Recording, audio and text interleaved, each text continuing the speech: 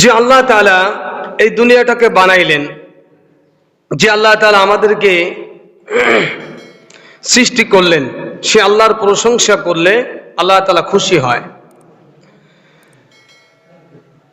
তো আল্লাহ পাক রব্বুল আলামিন কোরআনুল কারীমের ভিতরে বলেছেন যে তোমরা যদি আমার শুকরিয়া আদায় করো বা আমার প্রশংসা বর্ণনা করা শুরু করো, তো যদি তোমরা বক্তৃতার মাধ্যমে বলার মাধ্যমে শুরু করো বলা, আর যদি লেখনির মাধ্যমে শুরু করো লেখনি,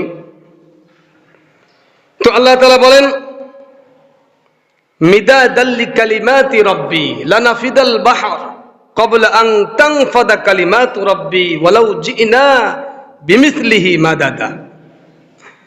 এই সমস্ত পৃথিবীর যত গাছপালা দেখা যায়, সমস্ত গাছপালা কেটে যদি কলম বানিয়ে ফেলানো হয়, দুনিয়ার অর্থাৎ পৃথিবীর 4 ভাগের 3 ভাগের 2 ভাগ হলো পানি আর 1 ভাগ হলো মানুষ।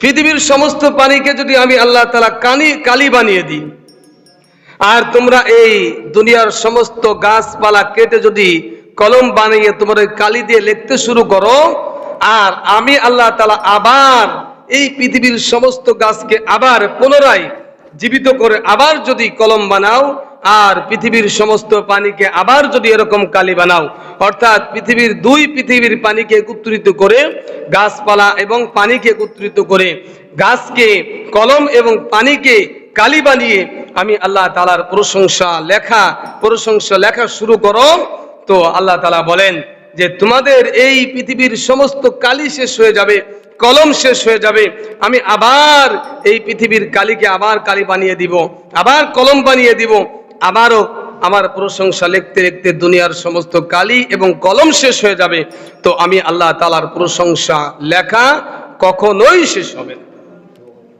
তো আল্লাহ তাআলা বলেন আলহামদুলিল্লাহি রাব্বিল আলামিন। যে বান্দা যখন প্রশংসা করে আল্লাহ তাআলা খুশি হয়। দুনিয়ার নেতাদের প্রশংসা করলে যেরকম নেতারা খুশি হয়, খুশি হয়ে আমাকে আপনাকে হয়তোবা কিছু টাকা পয়সা দিতে পারে, কিন্তু আল্লাহ তাআলা এমন একটা ব্যবস্থা করেছেন, আল্লাহ নবী মুসলিম শরীফের হাদিসের ভিতরে, মিশকাত শরীফের হাদিসের ভিতরে বলেছেন আলহামদুলিল্লাহি তামলাউল মিজান। যদি কোনো ব্যক্তি আলহামদুলিল্লাহ বলে, তা আল্লাহ তাআলা তার ওই আলহামদুলিল্লাহ সবটাকে, আলহামদুলিল্লাহ নেকিটাকে আল্লাহ তাআলার মিজানের পাল্লাকে ভারী করে দিবেন। তামলাউল মিজান, সুবহানাল্লাহ ওয়ালহামদুলিল্লাহ তামলাউ মা বাইনাস সামাওয়াতি ওয়াল আরদ। মিজানের পাল্লা তো ভারী করবে, আসমান এবং জমিনের মধ্যে যে ফাঁকা জায়গাটা আছে, এই ফাঁকা জায়গাটা আল্লাহ তাআলা নেকি দিয়া ভরপুর করে দিবেন। তাই জন্য যদি কোনো ব্যক্তি সুবহানাল্লাহ বলে, কোনো ব্যক্তি যদি আলহামদুলিল্লাহ বলে, তা আল্লাহ পাক রব্বুল আলামিন এই পৃথিবীর অর্থাৎ আসমান এবং জমিনের মধ্যবর্তী যে ফাঁকা জায়গাটা আছে, এই ফাঁকা জায়গাটা নেকি দিয়া ভরপুর করে দিবেন। এই জন্য আমরা প্রশংসা করব কার? আল্লাহ। সর্বসময় সব সময়ের জন্য প্রশংসা আল্লাহ পাক রব্বুল আলামিনের প্রশংসা করব। তো বেশি বেশি প্রশংসা করলে আল্লাহ তাআলা খুশি হয়। আল্লাহ তাআলা বলেন ইন্নাল্লাযীনা আমানু ওয়া আমিলুস সালিহাত, নিশ্চয়ই যে ব্যক্তি আমি আল্লাহ তাআলার উপরে ঈমান আনছে, ওয়া আমিলুস সালিহাত, ঈমানের উপরে ভালো কাজ করেছে। ঈমান, ভালো কাজের জন্য শর্ত হলো ঈমান। ভালো কাজ করলেন কিন্তু ঈমান নাই, ওই ভালো কাজের কোনো মূল্য নাই। ভালো কাজ করলেন, আপনার ঈমান নাই, আল্লাহর উপরে বিশ্বাস নাই, রাসূলের উপরে ঈমান নাই, কোরআনের উপরে বিশ্বাস নাই, ওই ভালো কাজের কোনো মূল্য আল্লাহ তাআলার কাছে নাই। অর্থাৎ ভালো কাজের মূল্য তখনই হবে যখন আপনি ঈমান অবস্থায় আপনার কোনো ভালো কাজ করবেন। তো ঈমান হালতে যখন ভালো কাজ করবেন, ওই ভালো কাজটা আল্লাহ পাক রব্বুল আলামিন আপনার আমলনামায় নেকি দিয়া আল্লাহ তাআলা আপনার আমলনামা পরিপূর্ণ করে দিবেন। ঈমান হলো শর্ত। ঈমান ছাড়া আমলের কোনো মূল্য নাই। ঈমান নাই, আপনি হজ করতে গেলেন, ঈমান নাই, আপনি নামাজ পড়েন, নামাজ কিন্তু গুরুত্বপূর্ণ একটু ইবাদত। ঈমান নাই, আপনি রমজান মাসে রোজা রাখলেন, ঈমান নাই যাকাত দিলেন, ঈমান নাই হজ করলেন, ঈমানবিহীন কোন আমলের কোনো মূল্য নাই। এইজন্য আল্লাহ তাআলা সর্বপ্রথম বলেছেন ইন্নাল্লাযীনা আমানু, নিশ্চয়ই যে ব্যক্তি আমি আল্লাহ পাক রব্বুল আলামিনের পরে ঈমান আনবে, ওয়া আমিলুস সালিহাত, ঈমানের প্রথম দাবি হলো তুমি ঈমান আনার পরে নেক আমল করো। কানাত লাহুম জান্নাতুল ফিরদাউসি নুজুলা, ঈমান আনার পরে যদি তুমি আমল করো, আমল সালেহ করো, আমি আল্লাহ তাআলা তোমার জন্য জান্নাতুল ফিরদাউসের ব্যবস্থা করেছি। জান্নাতুল ফিরদাউসের কথা আল্লাহর নবী বিশ্ব নবী মুহাম্মদুর রাসূলুল্লাহ সাল্লাল্লাহু আলাইহি ওয়াসাল্লাম বলেন, ও আমার সাহাবীরা শোনো, ও দুনিয়ার মুসলমানেরা শোনো, তোমরা যখন আল্লাহর কাছে দোয়া করবে, জান্নাতের দোয়া করবে, তখন জান্নাতুল ফিরদাউসের দোয়া করবে। কারণ জান্নাতুল ফিরদাউস হলো সমস্ত জান্নাতের ভিতরে জান্নাতের থেকে শ্রেষ্ঠ জান্নাত হলো জান্নাতুল ফিরদাউস। ওই জান্নাতুল ফিরদাউসের ভিতরে রয়েছে 4টি নহরের অর্থাৎ নদীর মিল ওই জান্নাতুল ফিরদাউসের সঙ্গে রয়েছে। এই জন্য যখন দোয়া করবে আল্লাহর কাছে, রব্বুল আলামিন তুমি আমাকে জান্নাত দান করো, তো জান্নাতুল ফিরদাউসের দোয়া করবে। এই জন্য আল্লাহ তাআলা বলেন ঈমান আনার পরে তুমি নেক আমল করবে, ঈমানবিহীন তোমার ভালো কাজের কোনো মূল্য আল্লাহর দরবারে নাই। আল্লাহর নবীর চাচা আবু তালেব অনেক অনেক অনেক অনেক ভালো কাজ করেছে। সব থেকে বড় ভালো কাজ হলো বিশ্বনবী মুহাম্মদুর রাসূলুল্লাহ সাল্লাল্লাহু আলাইহি সাল্লাম মা দুনিয়ার থেকে চলে গেছেন, বাবা দুনিয়ার থেকে চলে গেছে, দাদা দুনিয়ার থেকে চলে গেছেন, আত্মীয় স্বজন তাকে দেখার মতন কেউ ছিল না। মক্কার ভিতরে একমাত্র চাচা আবু তালেব বিশ্বনবী মুহাম্মদুর রাসূলুল্লাহ সাল্লাল্লাহু আলাইহি ওয়াসাল্লাম তাকে যত্ন করেছেন, ভালোবাসেন, মহব্বত করেছেন এবং গার্ড দিয়েছেন। আল্লাহ নবী এবারে যখন আল্লাহ পাক রব্বুল আলামিন কোরআনের আয়াত নাযিল করলেন, ইকরা, তার মানে নবুয়ত দান করলেন, 40 বছর বয়স হলেন, 40 বছর পর্যন্ত মক্কায় ছিলেন, কোনো তার বিরুদ্ধে কোনো কথা কেউ বলে নাই, বরঞ্চ কাফের বেঈমানেরা তার নাম দিয়েছিলেন আল আমিন, সত্যবাদী। তাকে সবাই বিশ্বাস করত, ছোট মানুষ থেকে বড় মানুষ, বৃদ্ধ থেকে জওয়ান, সবাই তাকে মহব্বত করত, ভালোবাসত। তার যত গুণ ছিল তার ভিতরে একটা গুণ ছিল আমানতের রক্ষা তিনি করতেন। এই জন্য কাফের বেঈমানেরা তাকে আল আমিন উপাধি দিয়েছিলেন মক্কার কাফেরেরা। তিনি যখন লা ইলাহা ইল্লাল্লাহর দাওয়াত দিলেন, শত্রু হয়ে গেল, তাকে মারার ষড়যন্ত্র করলেন, দেশ ত্যাগ করার জন্য বাধ্য করলেন। বিশ্বনবী মুহাম্মদুর রাসূলুল্লাহ সাল্লাল্লাহু আলাইহি ওয়াসাল্লাম 13 বছর পর্যন্ত মক্কা নগরীতে ছিলেন। এই 13 বছর পর্যন্ত ইসলামের দাওয়াত দিয়েছেন, যত কষ্ট করেছেন, যত বিপদ আপদ আসছেন, আবু তালেব কিন্তু অনেক সহযোগিতা করেছেন। আবু তালেবকে কাফের বেঈমানেরা, আবু জাহেল, বড় বড় লিডাররা আবু তালেবকে এসে বলতেছেন, আবু তালেব তুমি তোমার ভাতিজাকে একটু বোঝাও, তোমার ভাতিজা এই লা ইলাহা ইল্লাল্লাহর দাওয়াতকে ছেড়ে দিক। তার যদি মনে কোনো তামান্না থাকে, মনে যদি আশা থাকে, এই দেশের রাজত্ব সে পাইতে চায়, অর্থাৎ রাজা হইতে চায়, আমরা তাকে বানিয়ে দিব। যদি সে চায় এই দেশের ক্ষমতা তার হাতে দেয়া হোক, সে বিচার করবে, আমরা তা দেওয়ার জন্য প্রস্তুত। সে যদি চায় এই এলাকার ভিতরে সব থেকে ধনী ব্যক্তি হবে, তাও আমরা দিতে প্রস্তুত। আর যদি চাই মক্কার ভিতরে যত বড় বড় সুন্দরী মহিলা আছে, ধনী ব্যক্তির সুন্দরী মহিলা আছে, সবাইকে একত্রিত ভাবে মুহাম্মাদের কাছে বিবাহ দিয়ে দিব। তার যদি এটাও চাহিদা থাকে, আমরা সব চাহিদা পূরণ করব। তবে আমাদের একটাই চাহিদা হলো, সে আমাদের এই মূর্তিদের নামে কোনো বাজে কোনো মন্তব্য করবে না, আর লা ইলাহা ইল্লাল্লাহ মুহাম্মাদুর রাসূলুল্লাহ সাল্লাল্লাহু আলাইহি ওয়াসাল্লামের দাওয়াত বন্ধ করে দিবে। এই দাওয়াতটা বন্ধ করে দিবে, আর কোন তার মনে যত আশা আছে, যত আকাঙ্ক্ষা আছে, সব আমরা পূরণ করব। মুহাম্মদ রাসূলুল্লাহ সাল্লাল্লাহু আলাইহি ওয়াসাল্লামকে এত মহব্বত করতেন, 3 বছর পর্যন্ত জেল খাটছে। শিয়াবে আবি তালেবের ভিতরে 3 বছর পর্যন্ত আবু তালেব জেল খাটছে। ঘর থেকে বের হতে দেয় নাই, বাড়ির থেকে বের হতে দেয় নাই, বাজার সদাই করতে দেয় নাই, কোনো খাবার কেনার জন্য রাস্তাঘাটে যাইতে দেয় নাই। গৃহবন্দী যাকে বলা হয়, 3 বছর পর্যন্ত তিনি জেল খাটছে মুহাম্মাদের সঙ্গে। তারপরেও মুহাম্মদ সাল্লাল্লাহু আলাইহি সাল্লামের পরে ঈমান না আনার কারণে আল্লাহর নবী বিশ্ব নবী মুহাম্মদ রাসূলুল্লাহ সাল্লাল্লাহু আলাইহি সাল্লাম বারবার তার চাচার কাছে যে বলতেছেন, চাচা যান, আপনি অনেক ভালো কাজ করেছেন, আমাকে মহব্বত করেন, কাফের বেঈমানেরা আমার কিছুই না করতে পারে, এজন্য আপনি জোর গলায় বলেন, খবরদার আমার ভাতিজার গায়ে কেউ হাত দিবা না, যে আমার ভাতিজার গায়ে হাত দিবে তার হাতটা ভেঙে ফেলবো, চোখ রাঙায় কথা বললে চোখ উপড়ে ফেলবো। কাফের বেঈমানেরা আবু তালেবকে অনেক ভয় করতো। আবু তালেব কাফেরদের বলে দিলেন, খবরদার। কাফেরেরা সবাই মিলে আবু তালেবের কাছে আসছেন, আবু তালেব তুমি তোমার ভাতিজাকে একটু বোঝাও। আবু তালেব রসুলকে বললেন, মুহাম্মদ কোনো সমস্যা নাই, তোমার কাজ তুমি চালিয়ে যাও। এটা তো এমন একটা মুহূর্ত যে মক্কার ভিতরে রসুলের আপনজনের ভিতরে সবাই তার বিরোধিতা করতেছে, এমন একটা পর্যায়ে তার সঙ্গে কথা বন্ধ করে দিল, খাওয়া দাওয়া বন্ধ করে দিল, সব কিছু বন্ধ করে দিল, বাজার পর্যন্ত যাইতে দেয় না। এই লোকটাকে যদি মোহাব্বত না করত, ভালো না বাসতো, তাহলে আবু তালেব তার সঙ্গে জেল খাটতো। অনেক ভালো কাজ করেছে আবু তালেব, অনেক ভালো কাজ করেছে, কিন্তু একটা জিনিস তার ভিতরে ছিল না, সেই জিনিসটা হলো ঈমান ছিল না তার ভিতরে।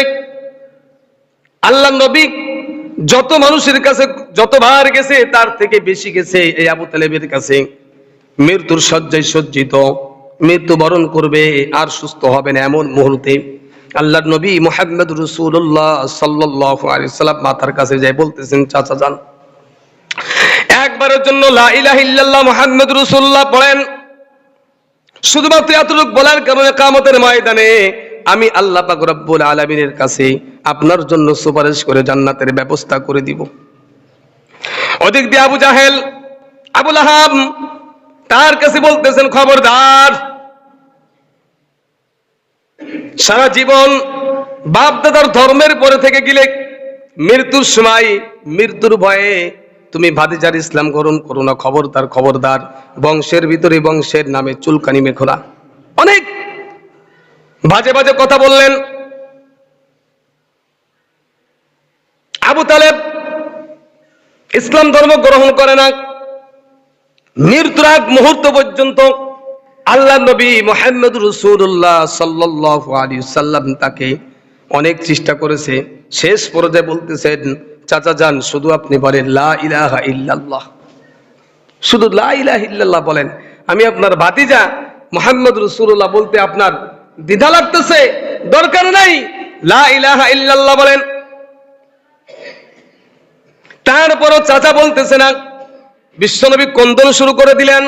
তখন আল্লাহর নবী আল্লাহ পাক রব্বুল আলামিন জিবরাইলকে বললেন, জিবরাইল রে, যাও আমার রসুলের কাছে যাও, আমি তো রসুলকে এই জন্য পাঠিয়েছি মানুষের কানে শুধুমাত্র হিদায়াতের বাণী পৌঁছায় দিবে, কাউকে জোর করে কাউকে ধরে মেরে ইসলামের ভিতরে আনার জন্য আমি বলি নাই। ইয়া আইয়ুহাল্লাযীনা আমানু কু আনফুসাকুম ওয়া আহলিকুম নার, তুমি আগে জাহান্নামের আগুন থেকে নিজেকে নিজে বাঁচাও। যখন তুমি নিজেকে নিজে জাহান্নামের আগুন থেকে বাঁচানো হয়েছে, এখন তোমার পরিবার পরিজন যারা আছে তাদেরকে বাঁচানোর চেষ্টা করো। বাঁচানোর চেষ্টার মানে এই নয় আপনার ছেলেকে পায়ে দড়ি হাতে দড়ি বেঁধে বেঁধে টানতে টানতে মসজিদে আনতে হবে, এর জন্য বলে নাই। বলেছে তাকে নামাজের কথা বলে বুঝাও, নামাজ না পড়লে জাহান্নামে জ্বলতে হবে, নামাজ না পড়লে জাহান্নামের আগুন তোমার জন্য প্রস্তুত হয়ে আছে, তুমি যদি আল্লাহর হুকুম না মানো তোমাকে জাহান্নামে যেতে হবে। আল্লাহ তাআলা হয়তো দুইটা জায়গায় বানিয়েছেন, একটা জান্নাত একটা জাহান্নাম।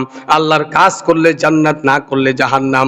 তুমি যদি আল্লাহর কাজ করো জান্নাতে যাইতে পারবা, আর তুমি যদি আল্লাহর কাজ না করো তুমি জাহান্নামে যাবা। এইভাবে সন্তান দিগকে বুঝাইবা আল্লাহর সম্পর্কে, জান্নাত সম্পর্কে, জাহান্নাম সম্পর্কে।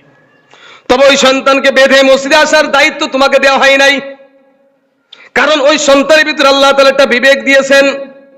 তবে আল্লাহর নবী বিশ্ব নবী মুহাম্মদ রাসূলুল্লাহ সাল্লাল্লাহু আলাইহি ওয়াসাল্লাম বলেছেন, ছোট্টকালে বাচ্চাকে সঙ্গে করে তুমি মসজিদে নিয়ে যাও, তুমি বাসায় তুমি সুন্নাত নামাজ পড়ো, বাসায় ওযু করো, তোমার ওযু দেখে তোমার নামাজ দেখে তোমার সন্তানেরা নামাজ শিখবে। অনেক মুরব্বীরা দেখেছি, অনেক মুরব্বীরা বলে তার সন্তান পাশে রেখে নামাজে দাঁড়িয়েছে মহিলা, সন্তান লাফ দিয়ে যখন ওই তার মা অথবা তার দাদি সিজদায় গেছে, ওই নাতিরা লাফ দিয়ে তার ঘাড়ের পরে উঠে গেছে। দেখে দেখে অনেক শিখে আমরা।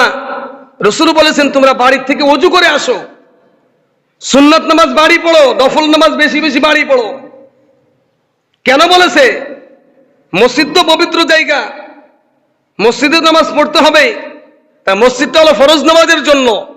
এই কথা এই জন্যই বলেছে যাতে করে তোমার নামাজ দেখে, তোমার ওযু দেখে তোমার সন্তানদের শেখে যে আমার বাবা কি করে। ও যখন কথা বলতে শিখবে তো আগে কথা বলার আগে যখন তার সামনে আপনি ওযু করতেছেন, নামাজ পড়তেছেন, সে আপনাকে জিজ্ঞাসা করবে।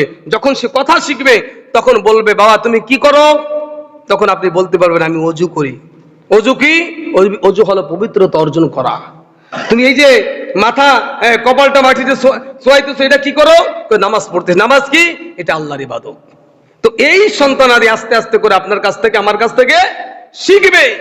কিন্তু আমাদের বাড়িটা ওই পরিবেশ নাই, যার কারণে আমরা সুন্নাত নফল মুস্তাহাব সব মসজিদে পড়ি। অনেক বাড়ি খুঁজলে জায়নামাজও পাওয়া যায় না, যদি পাওয়া যায় মনে হয় বছরের ভিতরে ওর ভিতরে একটা সিজদাও দেয় না। ওই রাখে এই জন্য যে কোনো মেহমান, নামাজি কোনো মেহমান যদি আমার বাড়ি চলে আসে, যদি সে জায়নামাজ চাই আর যদি আমি বলি যে নাই জায়নামাজ নাই, তখন তো সে বুঝে ফেলবে আমি তো এমনি বেনামাজি। তখন এমনি সেই বিদেশি মানুষ মেহমান সেও বুঝে ফেলবে আমি একজন বেনামাজি। এজন্য কিছু মানুষ তারা জায়নামাজগুলো রাখে, কিন্তু দেখা যায় ওই বাড়ির ভিতরে কোনো লোক ওই জায়নামাজের ভিতরে এই একটা সিজদা যায় না। অনেকের বাড়ি কোরআন শরীফ পড়ে আছে, ময়লা পড়ে গেছে, ময়লা পড়ে গেছে, মনে হয় মানে বছরকে বছর পড়ে রয়েছে, ওটা খোলার মতন পড়ার মতন মানুষ ওই ঘরের ভিতরে নাই। অথচ আপনার আমার মুরব্বী যারা দাদি মাকে দেখেছি ফজরের নামাজ পড়েই তারা কোরআন শরীফ তেলাওয়াত করতো। কোরআন শরীফ না পড়া আগ পর্যন্ত তারা ওই চুলার পিঠে যাইতো না। এরপর আর একটা কাজ করতো, যখন চাউল নিয়ে যাইতো তখন ওখান থেকে এক মুঠ চাউল আর এক জায়গায় রেখে দিত। এই কাজগুলো কেন করতো? এই কাজগুলো বরকতের জন্য করতো। হ্যাঁ, এই কাজগুলো বরকতের জন্য করতো। আপনি যখন ফজরের নামাজ পড়বেন, ফজরের নামাজ পড়ার জন্য উঠবেন, তখন আপনার কাজগুলো সব সহজ হয়ে যাবে। আপনার স্বামী 8টায় অফিসে যাইব, আপনার সন্তান 8টার সময় যাইব স্কুলে। খাবার যদি তাকে সঠিকভাবে দিতে হয়, সঠিক সময় দিতে হয়, আপনাকে ফজরের নামাজের জন্য উঠতে হবে। নামাজে ওঠার পরে আপনি সুন্দরভাবে 8টার আগ পর্যন্ত নাস্তা বানাইতে পারবেন। কিন্তু আপনি 8টা পর্যন্ত ঘুমাইলেন, স্বামী ডাক দি বলে অফিসের সময় হয়ে গেছে, কয় রাস্তায় খেয়ে নিও।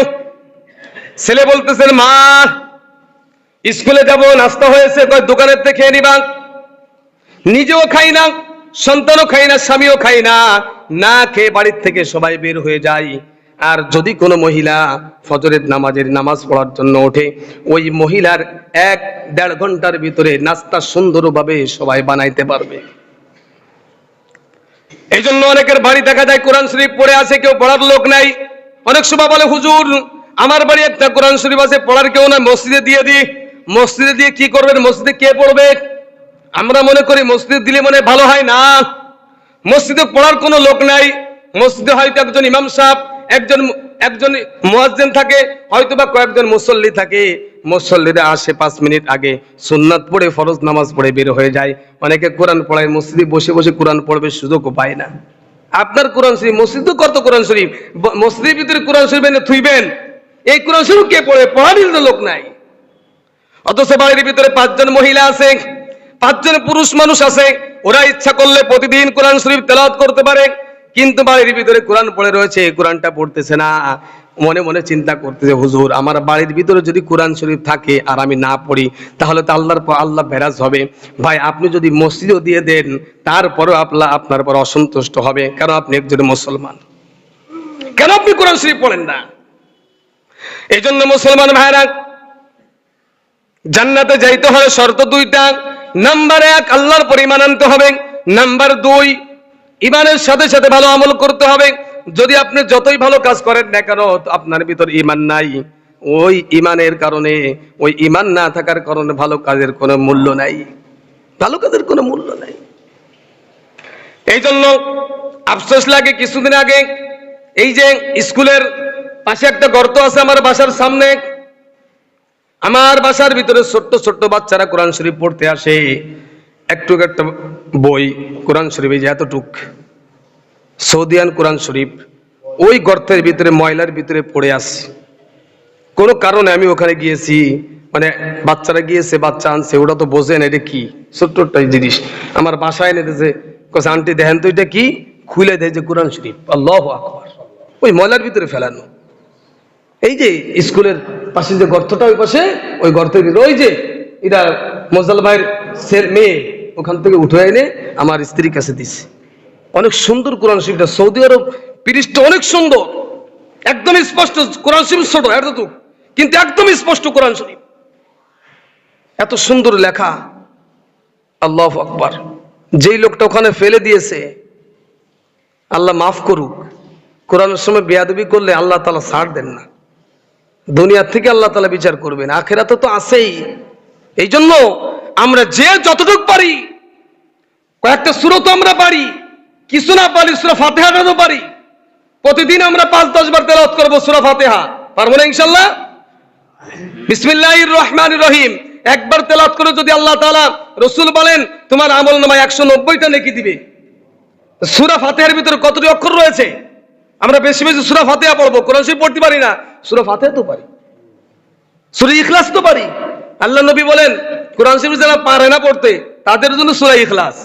কোরআন শরীফ একদম পড়তে পারে না, আরবি পড়তেই পারে না, তাদের জন্য সূরা ইখলাস। বিসমিল্লাহ সহকারে সূরা ইখলাস একবার পড়ো, 10 পারা কোরআন শরীফ সব আল্লাহ তাআলা তোমার আমলনামায় দিয়ে দিবে। 3 বার পড়ো, আল্লাহ তাআলা তোমার আমলনামায় 1 খতম কোরআন শরীফ সব দিয়ে দিবে। আয়াতুল কুরসি একবার পড়ো, আল্লাহ তাআলা তোমার আমলনামায় 10 পারা কোরআন তেলাওয়াত করে সব দিয়ে দিবেন। সূরাতুল জিলজাল 3 বার তেলাওয়াত করো, আল্লাহ তাআলা তোমার আমলনামায় 1 খতম কোরআন শরীফ সব দিয়ে দিবেন।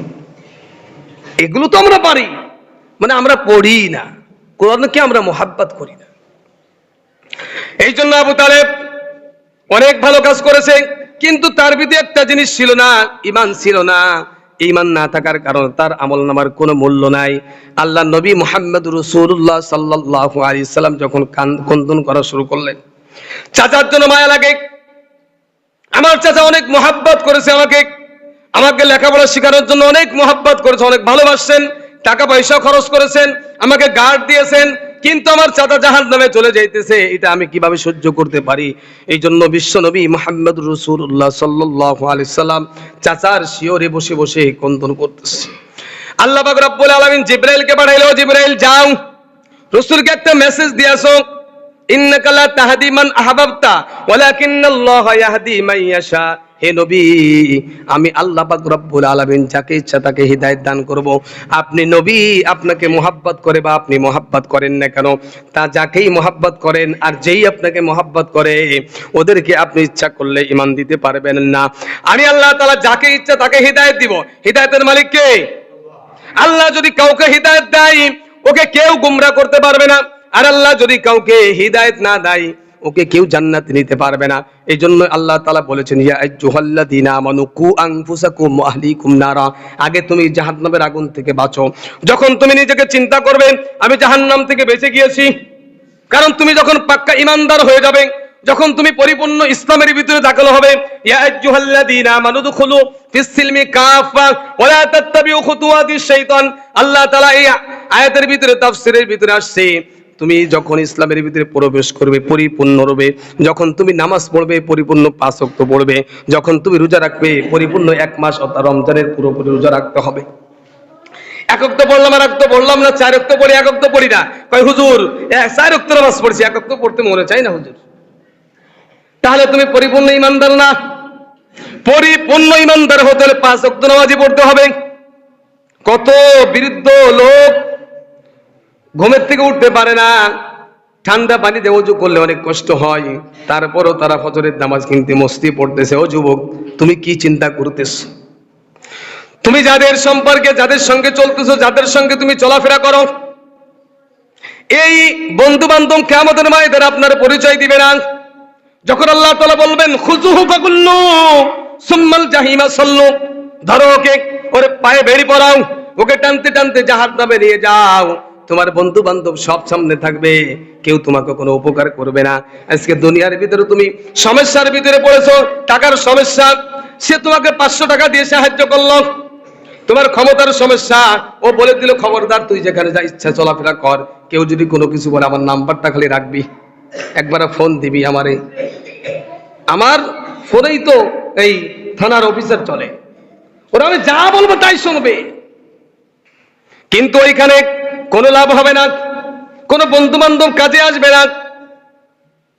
ইয়া আইয়ুহাল্লাযীনা আমানু আনফিকু মিম্মা রাযাকনাকুম মিন ক্বাবলি আন ইয়াতিয়া আহাদাকুমুল ইয়াতিকুমুল, আল্লাহ তাআলা বলেন এই আয়াতের ভিতরে বলেছেন যে কিয়ামতের ময়দানে ওই দিন আসার পূর্বে তোমরা তোমার মাল সম্পদ, তোমার সম্পত্তিকে, তোমার মালকে, তোমার জানকে আল্লাহ রাস্তায় খরচ করো। যেই দিন বন্ধু বান্ধব কোনো উপকারে আসবে না, ওটা হলো কিয়ামতের ময়দান। মৌত যখন এসে যাবে, তুমি দুনিয়ার ভিতরে যা কিছু করেছো সব হিসাব শুরু হয়ে যাবে। এই জন্য আল্লাহ তাআলা বলেন ইয়া আইয়ুহাল্লাযীনা আমানু দুখুলু ফিস সিলমি কাফা। 4 ওয়াক্ত নামাজ পড়েছো কষ্ট করে, 1 ওয়াক্ত নামাজ আর একটু কষ্ট করে পড়ো। আল্লাহ নবী, বিশ্ব নবী মুহাম্মদুর রাসূলুল্লাহ সাল্লাল্লাহু আলাইহি ওয়াসাল্লাম বলেন, যৌবনকালে যেই ব্যক্তি আল্লাহর ইবাদত করবে, বৃদ্ধ বয়সে ওই পরিমাণ ইবাদত না করতে পারলো, আল্লাহ তাআলা ওই পরিমাণ, যেই পরিমাণ ইবাদত সে যৌবনকালে করেছে, ওই পরিমাণ ইবাদতের সব বৃদ্ধকালে তার আমলনামায় দিয়ে দিবি। একজন মানুষ যৌবনকাল থাকে কত বছর? 10 বছর থেকে নিয়ে ধরেন 50 বছর, 50 বছর থাকে না, 40-45 হলেই তো, 40 হলেই তো মানুষের কি শরীরের শক্তি কমে যায়। তাহলে 10 থেকে নিয়ে 40 বছর, অর্থাৎ যৌবন কাল থেকে 30 বছর, এই 30 বছর আপনি আমল করবেন। প্রতিদিন 6 রাকাত করে বা 10 রাকাত করে নফল নামাজ পড়েন, 5 ওয়াক্ত নামাজ তো পড়েনি, আর প্রতি মাসে 3টা করে রোজা রাখেন, রমজানের রোজাও রাখেন, নফল রোজা যা আছে তা কিছু রাখেন। প্রতিদিন কমপক্ষে 10 রাকাত করে নফল নামাজ পড়েন, রাতে তাহাজ্জুদ নামাজ পড়েন। বয়স যখন 40 হয়েছে, এখন আর পারেন না, 50 হয়েছে আরো পারে না, 60 হয়ে গেছে আরো পারে না, সকালবেলা ওযু করে নামাজ পড়বে এটা ক্ষমতা নাই। হুজুর এখন যদি আমি একটু তায়াম্মুম করি, আমি তো ওযু করতে পারি না। এখন মাসলা আসে কি, তায়াম্মুমের মাসলা চলে আসে, কারণ বয়স হয়ে গেছে। এখন হাত পায়ে পানি লাগাইলে ঠান্ডা বেড়ে যায়, জ্বর বেড়ে যায়, অসুস্থতা বেড়ে যায়। তো উলামা ইকরাম ফতোয়া দিয়েছেন, তোমার যখন সমস্যা তখন তুমি মাটি দ্বারা তায়াম্মুম করে নামাজ আদায় করবে, তারপরে তুমি নামাজ ছেড়ে দিবে না।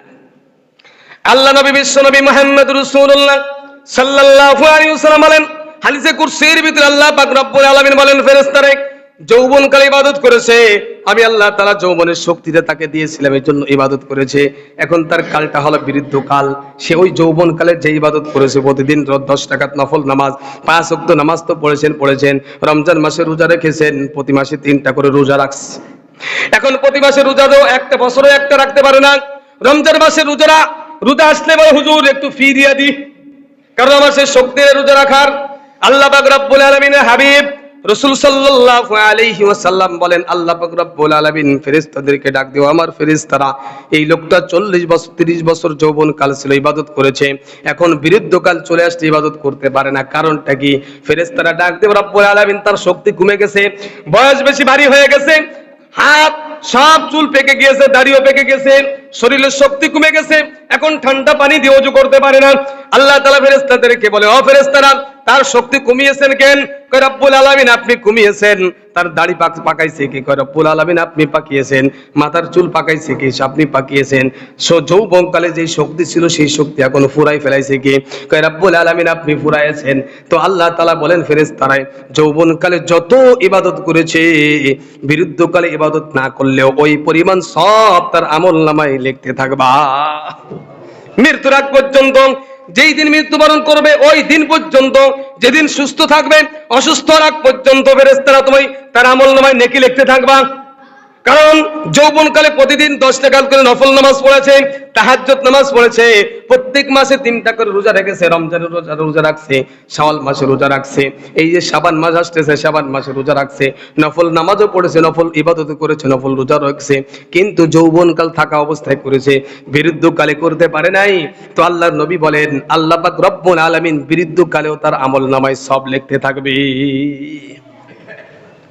এই জন্য আল্লাহ তাআলা বলেন ইয়া আইয়ুহাল্লাযীনা আমানু দুখুলু ফিস সিলমি কাফা ওয়া লা তাত্তাবিউ খুতুওয়াতিশ শাইতান।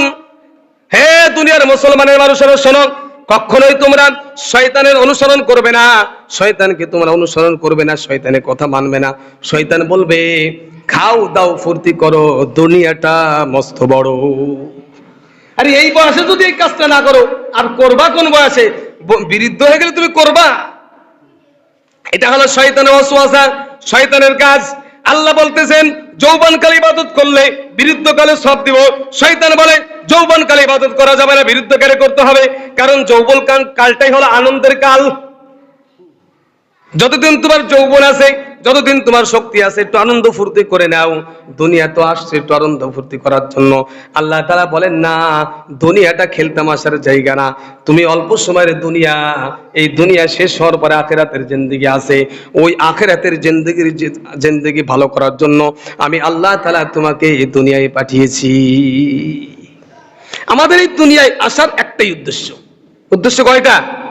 একটাই উদ্দেশ্য, আখিরাতকে সুন্দর করা। আখিরাতকে সুন্দর করা। আখিরাতকে সুন্দর করতে হলে আপনার ইবাদত করতে হবে, ইবাদত করতে হলে আপনার খাবার খাইতে হবে, খাবার না খেলে আপনি ইবাদত করতে পারবেন না। খাবার যদি খাইতে হয় তাহলে দুনিয়ার কাজ করতে হবে, ব্যবসা বাণিজ্য করতে হবে, চাকরি নকরি করতে হবে, বিদেশের বাড়ি যাইতে হবে, সব করতে কোনো বাধা নাই, বাধা নাই। তবে আল্লাহ তাআলা বলেছেন তুমি সব দুনিয়ার কাজ করো, ব্যবসা করো, বাণিজ্য করো, বড়লোক হও, ধনী হও, কোনো বাধা নাই, কোনো বাধা নাই। তবে ইয়া আইয়ুহাল্লাযীনা আমানু দুখুলু ফিস সিলমি কাফা, ইসলামের ভিতরে পরিপূর্ণ ঢুকে তারপরে তুমি কি করো? দুনিয়ার সব কামাও, তুমি দুনিয়ার পুরো দুনিয়ার মালিক হয়ে যাও, তাতে কোনো আপত্তি নাই। ধনী হলে আল্লাহর কোনো সমস্যা নাই, বরঞ্চ যখন ব্যক্তি ধনী হবে এবং ব্যক্তি যখন ইমানদার হবে তখন ধনী ব্যক্তির ওই ধন আল্লাহর রাস্তায় খরচ হবে। আর যখন ধনী হবে কিন্তু ধনী ব্যক্তি ইমানদার হবে না, তখন ওই ধনী ব্যক্তির ধন সম্পদ আল্লাহর রাস্তায় খরচ না হয়ে শয়তানের রাস্তায় খরচ হবে। এজন্য ধনী হওয়াতে কোনো দোষের না, অবশ্যই ধনী হতে হবে, অবশ্যই টাকা পয়সার মালিক হতে হবে। যদি টাকা পয়সার মালিক না হন, আল্লাহর এরকম সুন্দর ঘর কে তৈরি করবে? গরিব মানুষ 500 টাকা দিতে পারে, কিন্তু এরকম ধনী ব্যক্তি 10,000, 20,000, 50,000, 1 লাখ দিতে পারে। ধনী ব্যক্তির দরকার আছে। ধনী হওয়াতে কোনো দোষের না, কিন্তু দোষ হলো যখন দুনিয়ার ভিতরে ঢুকে যাইবে পরিপূর্ণ রূপে, ইসলাম তার ভিতরে থাকবে না, ঈমান তার ভিতরে থাকবে না, শয়তানের অনুগত্য করবে, ওটাই হলো সমস্যা। উসমান ইবনে আফফান রাদিয়াল্লাহু তাআলা, তার কথা আমরা বহু শুনেছি। নিজের প্রয়োজন ছাড়া 1 টাকা খরচ করতেন না।